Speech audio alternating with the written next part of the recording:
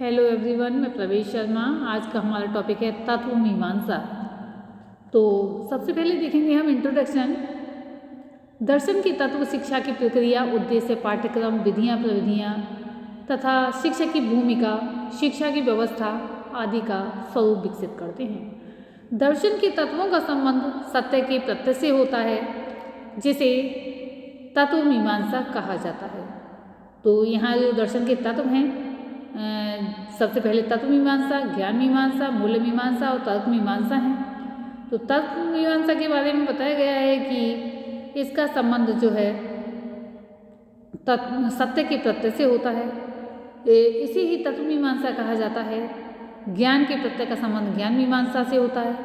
ज्ञान को अर्जित करने की प्रक्रिया तार्किक चिंतन पर आधारित होती है, जिसमें आगमन व निगमन चिंतन को प्राथमिकता दी जाती है। ज्ञान के चयन के लिए जो मानक प्रयोग में लाए जाते हैं, उन्हें मूल्य कहा जाता है। इसका विवेचन मूल्य मीमांसा के अंतर्गत आता है। मूल्यों के प्रति प्रतिबद्धता, संवेदनशीलता तथा आचरण की आवश्यकता होती है। दर्शन के ये सभी तत्व शिक्षा के घटकों के रूप या स्वरूप को आकार प्रदान करते हैं या आधार प्रदान करते हैं। अब हम यहाँ पर देख रहे हैं तत्व मीमांसा का अर्थ, मीनिंग ऑफ मेटाफिजिक्स। तत्व मीमांसा अंग्रेजी भाषा के मेटाफिजिक्स शब्द का पर्याय है। यह शब्द ग्रीक भाषा से लिया गया है। मेटा का अर्थ है के परे और फिजिक्स का अर्थ है भौतिक। इस प्रकार मेटाफिजिक्स का अर्थ हुआ भौतिक से परे या पार। देख लेते हैं एक बार फिर से। तत्व मीमांसा अंग्रेजी भाषा के मेटाफिजिक्स शब्द का पर्याय है। यह शब्द ग्रीक भाषा से लिया गया है। मेटा का अर्थ है के परे और फिजिक्स का अर्थ है भौतिक। इस प्रकार मेटाफिजिक्स का अर्थ हुआ भौतिक से परे या के पार। सामान्य शब्दों में इसका अर्थ हुआ कि वह जो भौतिक जगत से परे है या आगे है। इस प्रकार मेटाफिजिक्स भौतिक से परे क्या है, उस ओर भी अपने अध्ययन की सीमा को ले जाता है। तत्व मीमांसा को तत्व विचार या तत्वशास्त्र या तत्व विद्या भी कहा जाता है। इसके अंतर्गत यथार्थ यानी कि रियलिटी की प्रकृति का अध्ययन किया जाता है, यानी वास्तविकता क्या है, सत्यता क्या है। इसमें व्यक्ति और जगत के अस्तित्व के विषय में जानकारी प्राप्त की जाती है। तत्व मीमांसा जगत में सार तत्व को खोजती है कि सार तत्व क्या है। तत्व मीमांसा के अंतर्गत मुख्यतः निम्न प्रकार की समस्याओं पर जो है चिंतन किया जाता है। कौन कौन सी समस्याएं हैं हमको देखेंगे। जो यथार्थता की प्रकृति से यानी कि जो वास्तविकता की प्रकृति से अनिवार्य रूप से संबंधित रहती हैं। सबसे पहला है बिंदु इसमें आत्म संबंधी तत्व ज्ञान, मेटाफिजिक्स ऑफ सोल या आत्मा संबंधी तत्व ज्ञान। तो यहाँ पर हम देख रहे हैं पहला बिंदु आत्मा संबंधी तत्व ज्ञान या आत्म संबंधी तत्व ज्ञान। इसके अंतर्गत आत्मा और जीव से संबंधित प्रश्नों पर विचार किया जाता है। किससे संबंधित? आत्मा और जीव। तो इसमें जो है आत्मा और जीव से संबंधित प्रश्नों पर विचार किया जाता है। जैसे आत्मा क्या है, आत्मा क्या है, जीव क्या है, आत्मा का जीव से क्या संबंध है, आदि आदि। अब हम देखेंगे ईश्वर संबंधी तत्व ज्ञान। इसके अंतर्गत ईश्वर के अस्तित्व, उसके स्वरूप, उसकी एक रूपता अथवा अनेक रूपता आदि प्रश्नों पर विचार किया जाता है। इसके अंतर्गत ये बताया गया है ईश्वर, यहाँ पर हम देख रहे हैं ये शब्द, ईश्वर के अस्तित्व, उसके स्वरूप, उसका स्वरूप क्या है, उसकी एक रूपता है या अनेक रूपता है आदि प्रश्नों पर विचार किया जाता है।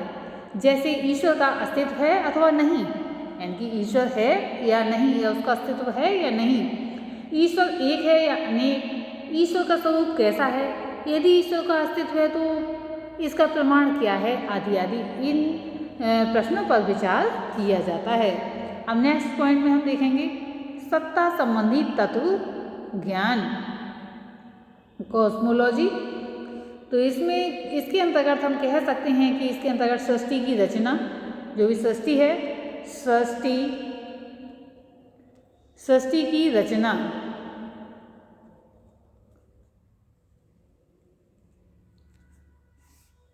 और उसके विकास, यानी कि सृष्टि की रचना साथ ही साथ उसके विकास और इससे संबंधित प्रश्नों पर विचार किया जाता है। जैसे प्रश्न हो सकते हैं, सृष्टि क्या है, सृष्टि की उत्पत्ति किस प्रकार हुई है, क्या सृष्टि की रचना हुई है, क्या सृष्टि की रचना भौतिक तत्वों से हुई है, क्या सृष्टि की रचना आध्यात्मिक तत्वों से हुई है, आदि आदि प्रश्न इसके अंतर्गत आते हैं। नेक्स्ट बिंदु हम देखेंगे प्रयोजन मूलकता संबंधी तत्वज्ञान। प्रयोजन मूलकता संबंधी तत्व ज्ञान के अंतर्गत कहा जा सकता है कि इसके अंतर्गत ब्रह्मांड की प्रयोजनशीलता से संबंधित जो भी प्रयोजनशीलता है उससे संबंधित प्रश्नों पर विचार किया जाता है। जैसे हम कह सकते हैं कि क्या ब्रह्मांड का सृजन किसी प्रयोजन के लिए हुआ है, जो भी ब्रह्मांड है, तो ब्रह्मांड का प्रयोजन जो है किसके लिए बताया गया है कि किसी कारण से हुआ है, किसी प्रयोजन के लिए हुआ है, यानी किसी योजना के लिए हुआ है, अथवा ये केवल एक घटना है जो अपने आप हो गई। यदि प्रयोजन है तो वह कौन सा प्रयोजन है और इस प्रयोजन के सूत्रधार कौन है, आदि आदि प्रश्न इसके अंतर्गत आते हैं। नेक्स्ट है बिंदु जीवन संबंधी तत्वज्ञान। इसके अंतर्गत कहा जा सकता है कि जीवन के अंत अर्थात मृत्यु और उसके पश्चात के जीवन से संबंधित प्रश्नों पर विचार किया जाता है इसके अंतर्गत। जैसे कि मृत्यु के बाद व्यक्ति कहाँ जाता है, कि व्यक्ति का जन्म होता है, जन्म के बाद जीवन जीता है और उसके बाद जब मृत्यु होती है तो उसके बाद जो है कहाँ जाता है। व्यक्ति पुनर्जन्म कैसे लेता है, यानी कि जब कहते पुनर्जन्म की बात भी आती है कि उस व्यक्ति ने फिर से जन्म लिया है, तो ये पुनर्जन्म कैसे लेता है, व्यक्ति के जीवन का अंत कैसे होता है, आदि आदि। इस प्रकार इसके अंतर्गत जीवन मरण के स्वरूप की खोज की जाती है। नेक्स्ट बिंदु है इसमें मानव की प्रकृति संबंधी तत्वज्ञान, मीनिंग ऑफ ह्यूमन नेचर। तो इसके अंतर्गत कहा जा सकता है कि मानव की मूल प्रकृति से संबंधित प्रश्नों पर विचार किया जा सकता है और जाता ही है। जैसे क्या मानव की प्रकृति दैविक है, क्या मानव की मूल प्रकृति दुष्टता की है, यानी कभी ये प्रश्न ये भी हो सकता है क्या मानव की जो प्रकृति है उसका नेचर है दैविक है, दैवीय है, या फिर उसकी दुष्टता की है, या प्रवृत्ति राक्षसी है। क्या मानव मन ही सब कुछ है और शरीर पूर्ण रूप से उसके अधीन है। क्या मानव अपने जीवन के विकल्प चुनने में पूर्णतः स्वतंत्र है। क्या मानव कुछ मूल नियमों के अधीन है। इस प्रकार के प्रश्न होते हैं जिनके ऊपर उसका कोई नियंत्रण नहीं है। क्या मानव ना तो पूर्णतः अपनी इच्छा के ऊपर विकल्प चुनने में निर्भर है और ना ही वह पूर्ण रूप से नियमों से नियंत्रित है। इस प्रकार के बहुत से प्रश्न इसके अंतर्गत आते हैं। अब हम इसी के साथ देखेंगे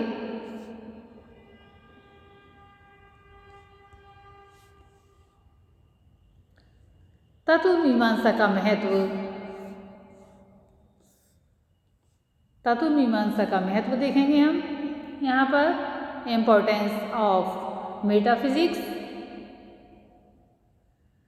ज्ञान के सिद्धांत के यथार्थ एवं अस्तित्व के सिद्धांत तक बताया गया है। इसमें ज्ञान के सिद्धांत से यथार्थ यानी कि वास्तविकता एवं अस्तित्व के सिद्धांत तक की यात्रा को जिसे दर्शन शास्त्र के अंतर्गत समावेशित किया गया है या किया जाता है उसे तत्व मीमांसा की संज्ञा की जाती है। इसका धातुगत अर्थ है भौतिक शास्त्र से परे जाना, यानी कि इसका जो बताया गया है कि धातुगत अर्थ है, जो धातु से लिया गया है, भौतिक शास्त्र से परे जाना। तत्व मीमांसा मूलक विचारों से संबंध परंपरागत समस्याओं में से एक रूप एवं यथार्थ की समस्या से है। इस समस्या समाधान हेतु तत्व मीमांसा जगत, मानव व ईश्वर को आधार बनाकर चिंतन करता है। किस किस के लिए आधार बनाता है? तत्व मीमांसा जगत, मानव व ईश्वर। तो इसमें क्या बताया गया है, किस किस के लिए आधार बनाता है? जगत, मानव तथा ईश्वर को आधार बनाकर चिंतन करता है। जगत क्या है, मानव क्या है, ईश्वर क्या है, इनके बीच पारस्परिक संबंध क्या है? क्या बाहरी जगत अपने आप में यथार्थ है अथवा विषय या कहें मानव की केवल विकासशील परछाई है? यथार्थ क्या केवल एक है या फिर अनेक हैं? क्या यथार्थ के अनेक अंश हैं अथवा एक अविभाज्य पूर्णता है? क्या यथार्थ परिवर्तनशील है या अपरिवर्तनशील है? क्या यथार्थ समय के अनुसार आचरण करता है अथवा शाश्वत है? यदि इस प्रकार के अनेक प्रश्न इसी के अंतर्गत आते हैं जिन पर तत्व मीमांसा निरंतर चिंतन करता है।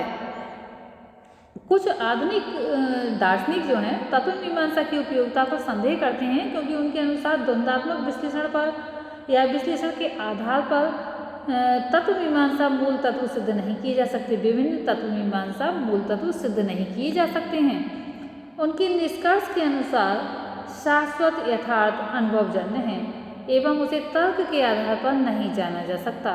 भारतीय दार्शनिकों ने भी यथार्थ को यानी कि वास्तविकता को कहें बुद्धि से परे माना है, जिसे केवल प्रत्यक्ष अनुभव द्वारा ही जाना जा सकता है। किंतु यह विवाद तत्व मीमांसा की विधि से संबंधित है। यह इसकी अनुपयोगिता सिद्ध नहीं करता। अधिक से अधिक यही कहा जा सकता है कि तत्व मीमांसा में प्रत्यक्ष अनुभव बुद्धिजन्य से अधिक अच्छा है।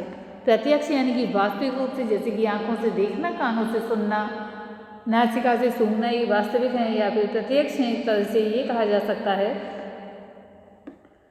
वस्तुतः विचार या अनुभव को विरोधी मानना एक त्रुटि है, एक गलती है, जिसके परिणाम स्वरूप तत्व मीमांसा पर अनिश्चित एवं अस्पष्ट होने का दोषारोपण किया जाता है। क्योंकि विभिन्न दार्शनिकों ने विभिन्न प्रकार से प्रश्नों का उत्तर दिया है, किंतु तथ्य ये है कि विभिन्नता इसके विषय क्षेत्र की बहुपक्षता एवं जटिलता का परिचायक है। ये इसके अर्थहीन होने को सिद्ध नहीं करता है।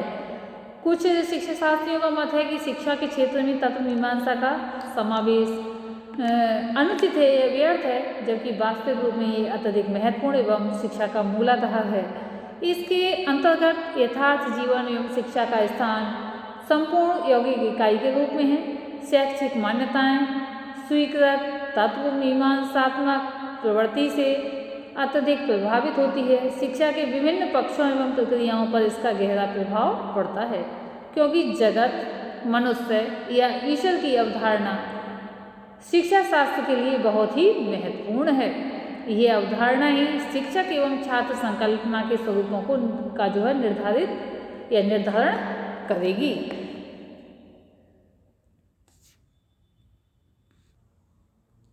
नेक्स्ट पॉइंट में हम यहाँ देख रहे हैं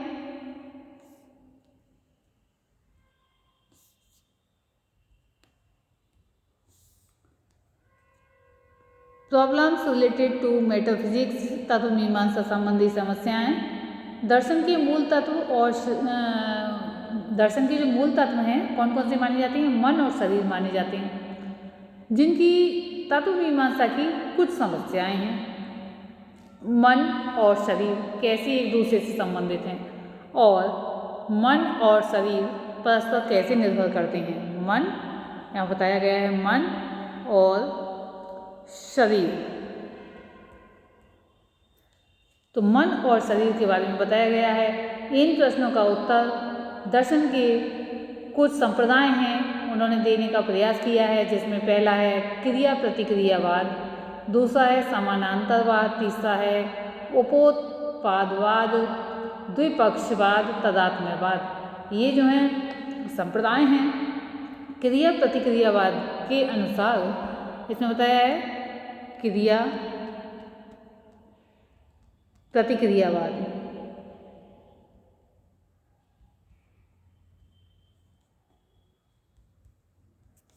इसके बारे में बताएंगे के अनुसार मन और शरीर दोनों तत्वों की सहभागिता होती है और वे एक दूसरे को प्रभावित करते हैं। शरीर की क्रियाएं मन को प्रभावित करती हैं और मन की क्रियाएं शरीर को प्रभावित करती हैं। शरीर की क्रियाएं मन के द्वारा उत्पन्न की जाती हैं और मन की क्रियाओं का संपादन शरीर द्वारा किया जाता है। इस प्रत्यय की व्याख्या कारण तथा क्रिया के रूप में भी की जा सकती है, जिसे कारण और जो है प्रभाव भी कहते हैं।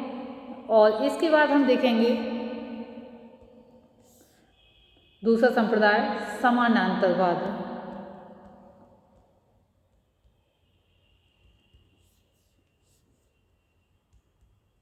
अब इसके अनुसार देखेंगे, समानांतरवाद के अनुसार मानसिक तथा शारीरिक घटनाओं में कारण कार्य अथवा क्रिया प्रतिक्रिया जैसा कोई संबंध नहीं है।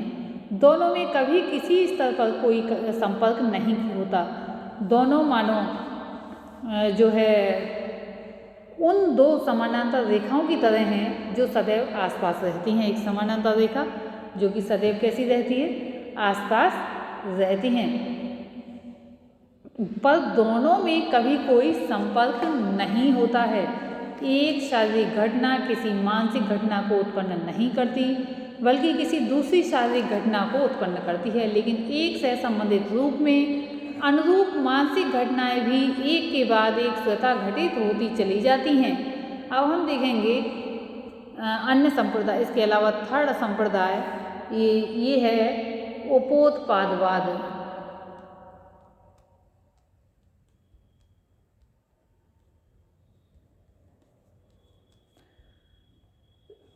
उपोत्पादवाद मन को शरीर की मात्र एक छाया के रूप में लेता है। इसलिए इसके अनुसार समस्त तथाकथित मानसिक परिवर्तन शारीरिक परिवर्तन की ही छाया या फिर उपोत्पाद हैं। जिस प्रकार शरीर के गतिशील होने से छाया भी स्वतः गतिशील हो जाती है, उसी प्रकार शारीरिक परिवर्तनों के साथ मानसिक परिवर्तन होते हैं।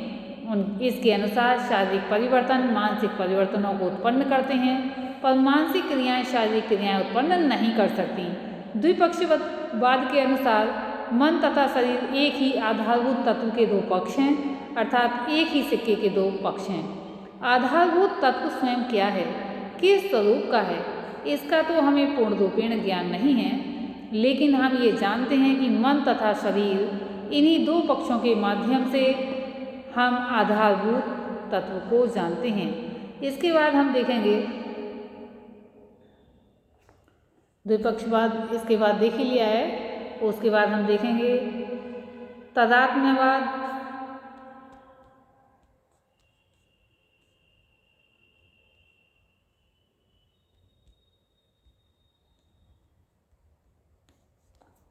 तादात्म्यवाद के अनुसार शारीरिक और मानसिक घटनाएं अलग अलग घटनाएं हैं ही नहीं, इसमें या जिससे इसमें संबंध ढूंढा जाए, दोनों अभिन्न हैं। हमारे मस्तिष्क में जो कुछ क्रियाएं होती हैं उन्हें ही हम मानसिक क्रियाओं का नाम देते हैं। शारीरिक क्रियाओं और मानसिक क्रियाओं के शब्दार्थ अलग अलग हैं, लेकिन दोनों एक ही तथ्य का बोध कराते हैं और वह है मस्तिष्क की क्रियाएं।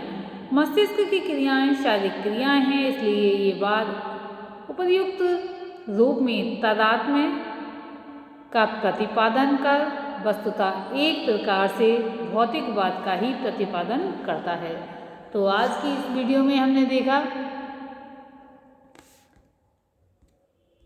तत्वमीमांसा का अर्थ और तत्वमीमांसा का महत्व तथा तत्वमीमांसा की समस्याएं। आज की इस वीडियो में इतना ही। धन्यवाद।